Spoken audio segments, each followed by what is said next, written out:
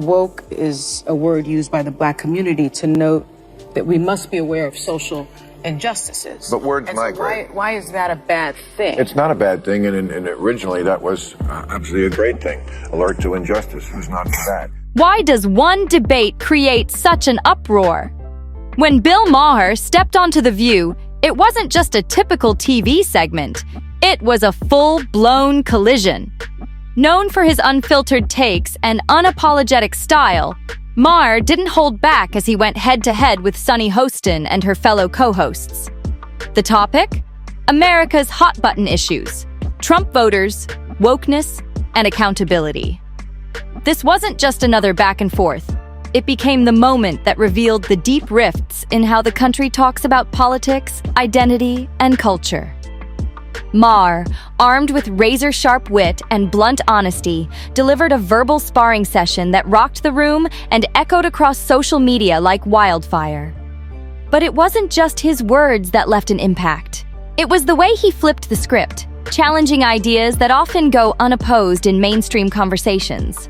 Suddenly, what could have been just another midday debate became a cultural flashpoint, with viewers asking, how can one conversation dominate headlines and keep people buzzing for weeks? Let's break down how it all ignited. The tension didn't just magically appear, it had been brewing, waiting for the right spark to set it off. Me that in the first segment you used the term woke, and you said that woke is what was sort of ruining everything, and I know that you're... No, I didn't say ruining everything. I said that's why Trump could get reelected. That's why Trump could get reelected. Yeah. So the term woke has been, in my view, co-opted by the right and weaponized and bastardized, and so I was surprised to hear you use the term, because historically, as you know, because I think you're quite brilliant, that woke is a word used by the Black community to note that we must be aware of social injustices. But words and migrate. So why is that a bad thing? The View is no stranger to heated arguments, but this particular episode was like a powder keg with the fuse already lit. Enter Bill Maher, a man famous for taking aim at both sides of the political spectrum. His presence was enough to raise eyebrows, but his sharp commentary turned the entire segment into must-watch television. On the other side of the ring stood Sunny Hostin, intelligent, bold, and fiercely progressive. She wasn't about to let Maher's provocative jabs slide by unnoticed. As Maher doubled down on criticisms about wokeness, accountability, and the political divide, Hostin met him blow for blow, refusing to back down. Then there was Joy Behar, throwing in her blunt, often controversial remarks, adding more fuel to the fire. Meanwhile, Whoopi Goldberg tried to keep things under control, but even she couldn't rein in the chaos. The result? A storm of clashing opinions and rising tempers that had everyone on edge and audiences hooked. Maher came in swinging with his signature blend of humor, brutal honesty, and razor-sharp critique. But Sunny Hostin wasn't about to back down. She stood her ground, passionately defending the values she holds dear. What started as a typical panel discussion quickly morphed into an all-out ideological battleground, where terms like woke and accountability weren't just tossed around, they were dissected, challenged, and weaponized. So, what exactly lit the fuse for the firestorm that followed? It wasn't just a casual comment. It was Joy Behar's explosive comparison that took things from heated to nuclear. Behar didn't just drop a hot take. She lit the match when she compared MAGA hats to swastikas. The room practically froze as the weight of her statement hit. This wasn't just provocative, it was incendiary, sparking outrage across the political spectrum. Critics pounced, accusing Behar of trivializing Nazi atrocities and unfairly demonizing millions of Americans. I mean, it's just astounding to me that they can't tell the good guys from the bad guys. I mean, just morally. I mean, let me tell you, if you're for Hamas, just live in Gaza for a day. And I'm not talking about while the war is on. I mean, before the war. Trust me, you would go running and screaming and begging to live in Tel Aviv, a place that has your values. The backlash wasn't just immediate, it was ferocious. But Bill Maher wasn't about to let that slide. He ripped into the comparison, calling it reckless and counterproductive. He argued that making such sweeping, inflammatory claims doesn't change minds. It pushes people further apart. Maher's stance was clear. If the goal is to persuade, not alienate, then this kind of rhetoric is a dead end. Hostin, however, wasn't letting Maher face the heat alone. She doubled down, insisting that holding Trump supporters accountable for their actions wasn't just necessary, it was non-negotiable. But Maher didn't miss a beat. He flipped the narrative, pointing out that painting millions of Americans with a broad brush only deepens the division and shuts down any chance of real conversation. The tension in the studio was palpable. Even the audience didn't know how to react. Some gasped, some applauded, and others sat in stunned silence. This wasn't just about Trump or MAGA hats anymore. It was a much deeper debate about how America navigates its ever-widening differences. Could this fiery exchange lead to meaningful dialogue, or were they just widening the already gaping chasm? Then, just when you thought things couldn't escalate further, the word woke came crashing into the conversation, and the debate hit overdrive. Don't tell me that the left hasn't changed. I mean, I'm old enough to remember when it was the conservatives who hated the Jews. Yeah. Okay? That was a joke, but... Too dark.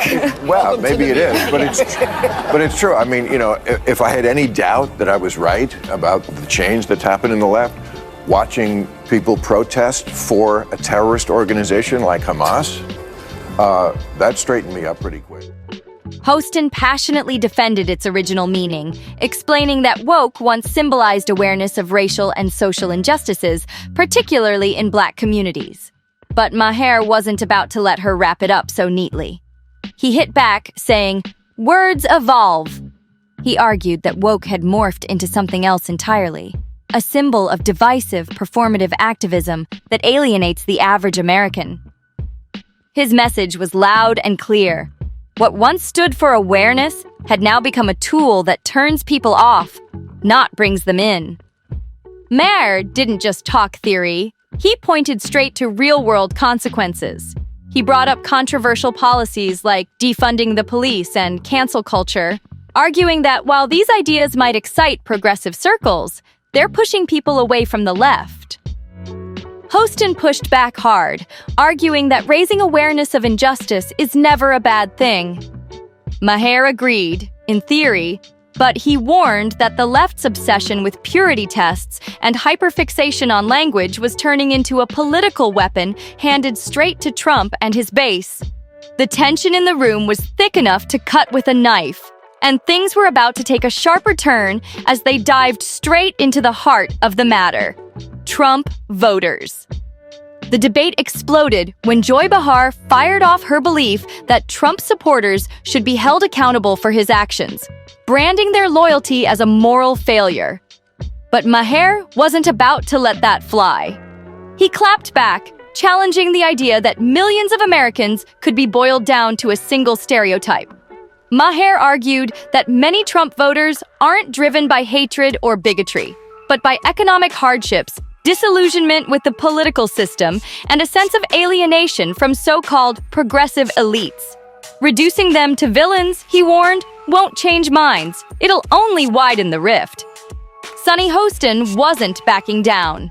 She stood firm, defending Bihar's claim that accountability was necessary. Women have no, I mean, this is a show watched by a lot of women. Women have no rights in this place, and a lot of majority Muslim countries around the world. I mean, there is no equal rights as far as speech, dress, opportunities for education, reproductive rights, freedom from sexual violence, freedom from sexual harassment. The LGBTQ community. Yes. That too. But you throw around the term apartheid. There is a gender apartheid in a lot of the world, where women are second-class citizens at best. But then Sarah Haynes entered the conversation with a calmer, more measured take. Haynes suggested that instead of outright condemnation, the left should focus on understanding why people support Trump in the first place. She hinted that connection, not criticism, might be the key to shifting perspectives. But Maher wasn't done making waves. His pointed critique of the left's failure to connect with ordinary Americans made it clear. This wasn't just a conversation about Trump. It was about something bigger: how to fix a country that's tearing at the seams. Then, just as the temperature couldn't seem to rise any higher, the discussion veered into a new, even more heated topic: the Israel-Hamas conflict. Maher's stance was blunt and unforgiving. He didn't sugarcoat it when he criticized certain protests, accusing them of appearing to support Hamas, a group he labeled a terrorist organization. He emphasized that groups like Hamas pose a direct threat to survival, framing the conflict as an existential battle that requires decisive action. His message was clear: this isn't just politics, it's life or death. Maher didn't hold back when discussing the Israel-Hamas conflict. He argued that Hamas's aggression left Israel with no choice but to defend itself, framing the situation as a battle of survival. His blunt approach triggered a firestorm of mixed reactions. Some applauded his unapologetic stance, while others criticized him for oversimplifying a deeply complex issue. Meanwhile, Hostin's emotional plea highlighted the humanitarian crisis and underscored the moral gray zones often ignored in heated debates. By the time the segment wrapped, it was clear: this wasn't just about Israel or Gaza. It was about confronting the messy, uncomfortable truths within global conflicts. Question. Yes. You do? Yes. So how can Okay, we do well, that with a ceasefire? All right, so Hamas needs to be destroyed because they are a terrorist organization who say openly that they want to commit genocide on the Jewish people, on the state of Israel. That's what from the river to the sea means, okay? And they say it very openly. They said, we did this attack. They've attacked Israel 5 times. They've started 5 wars since they were given that land back. They could have chosen to turn that place into any place they wanted to, and they took a lot of money that they took from the international community and they spent it on bombs and guns and building tunnels. So if they need to be destroyed, how do we do that? It's a war. I don't know how to do that, and you don't know how to do that. I assume the Israeli... Of course, everybody is, but that's what happens in a war. Here's a way to stop that. Stop attacking Israel. But Maher wasn't done shaking things up. Shifting from international affairs to domestic battles, he zeroed in on what he called America's mean girls culture. His gripe? Cancel culture has spiraled out of control. What was once about accountability has morphed into a tool for silencing dissent, punishing anyone who dares to say the wrong thing. Maher argued that the obsession with ideological purity isn't just alienating moderates. It's giving Trump supporters ammunition to fuel their strongest attacks. He pointed to policies like defunding the police and extreme language policing as examples of how the left's out-of-touch ideas are backfiring. What may seem righteous in progressive circles, Maher warned, often feels disconnected from the struggles of everyday Americans. These policies are no longer just controversial. They've become political weapons used against the very movement that champions them. But Maher's critique didn't end at the political level. It was a scathing review of society as a whole. He argued that the inability to have open, honest conversations without fear of backlash is paralyzing the country's progress. Instead of fostering real change, the culture of silencing opposing views is deepening divides. Maher passionately called for more speech, not less, as the key to bridging differences. It's a term that I thought we kind of came up with because people were calling them bums and vagrants and hobos. Now that's homeless. No. It's unhoused. Well, it's people experiencing homelessness. But they're experiencing it on the street. Yeah. Okay, the liberal view of that was for compassion's sake. We're the liberals, we're compassion. Let's get these people off the street. Yeah. That's not the view of the, whatever word we're gonna come up with for this. Their view of the homeless is they're an endangered species that needs to be protected in their natural habitat, living their best life under a... Without that dialogue, he warned, the cultural divide will only keep widening. The fallout from Maher's appearance on The View was swift and intense, sparking online debates, media coverage, and fiery discussions across political lines. Whether you agreed with him or not, one thing was clear. Maher had just added more fuel to an already raging cultural inferno. Inside the studio, the reactions told the whole story. Maher's critiques didn't just get polite nods. they drew actual applause from an audience that wasn't fully aligned with The View's usual tone. Even Sunny Hostin and Joy Behar, known for standing their ground, appeared visibly shaken. Behar fired back with an indignant, "How dare you!" But the atmosphere in the room made it crystal clear. Maher's points had hit their mark, and the tension wasn't fading anytime soon.